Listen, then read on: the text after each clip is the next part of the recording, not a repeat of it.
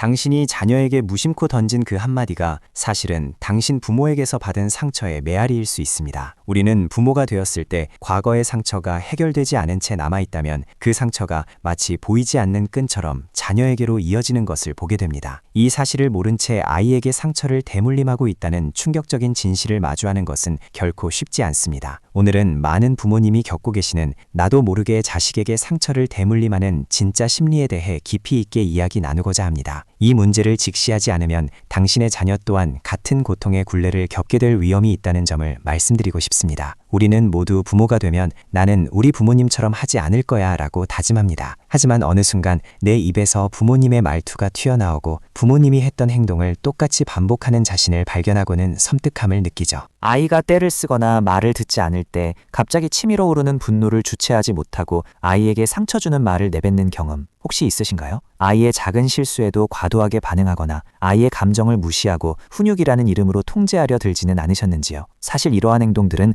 단순한 육아 스트레스의 결과가 아닐 때가 많습니다. 심리학적으로 보면 이는 부모 자신의 내면에 해결되지 않은 상처, 즉 미해결 트라우마가 잠재되어 있기 때문에 발생하는 현상입니다. 이러한 상처의 대물림은 마치 깨진 거울과 같다고 생각합니다. 부모가 어린 시절 부모로부터 받은 상처, 예를 들어 충분한 사랑과 지지를 받지 못했거나 감정적으로 방치되었거나 혹은 과도한 비판과 통제 속에서 자랐다면 그 상처는 성인이 되어서도 사라지지 않고 내면에 깊이 각인됩니다. 그리고 부모가 되었을 때 자녀가 특정 행동을 하거나 특정 감정을 표현할 때 무의식적으로 그 깨진 거울에 비친 자신의 과거 상처가 투영되는 것이죠. 그래서 아이의 행동이 마치 자신의 어린 시절 상처를 다시 건드리는 것처럼 느껴지고 그 결과 과민하게 반응하거나 부적절한 방식으로 대응하게 되는 것입니다. 예를 들어서 어린 시절 어머니로부터 너는 왜 그렇게 느리니? 답답해 죽겠네 라는 말을 자주 들었다고 합니다. 성인이 되어 본인이 어머니가 되었을 때 아이가 숙제를 하거나 옷을 입는데 조금이라도 시간이 걸리면 자신도 모르게 너는 왜 이렇게 느려? 빨리빨리 좀 해! 라고 소리치고 있는 자신을 발견하고는 큰 충격을 받았다고 합니다. 머리로는 아이에게 상처를 주고 싶지 않다고 생각했지만 몸과 마음은 과거의 상처에 반응하고 있었던 것이죠.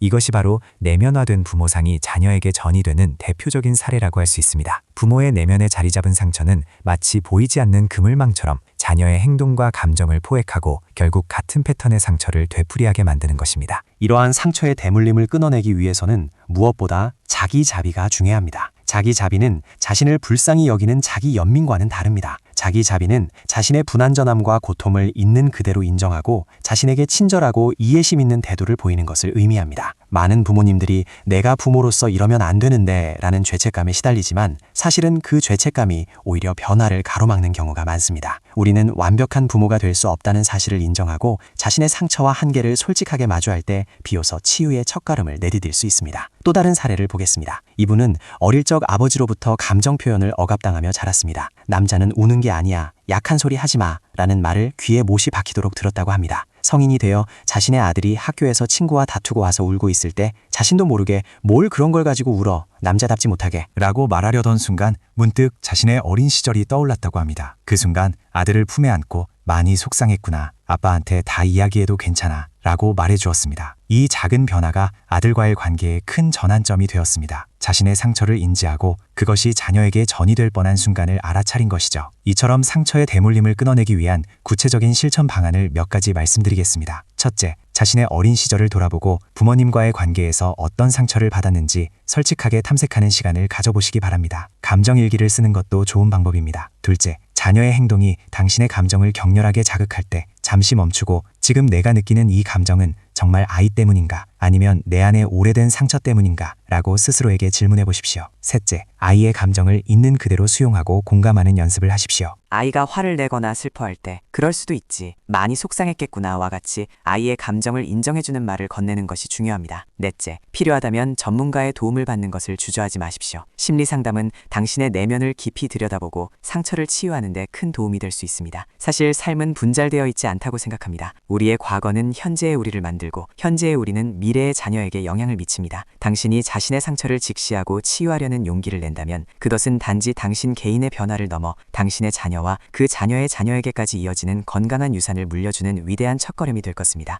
당신은 충분히 강하고 충분히 사랑할 수 있는 존재입니다. 단 한 번이라도 자기 마음을 들여다본 사람과 그렇지 않은 사람의 삶은 분명히 다르다고 생각합니다. 당신이 오늘 이 영상을 통해 얻은 깨달음을 바탕으로 자신과 자녀의 삶을 더욱 풍요롭고 건강하게 만들어 나갈 수 있을 것이라고 저는 확신합니다. 당신의 용기 있는 시도를 진심으로 응원합니다. 감사합니다.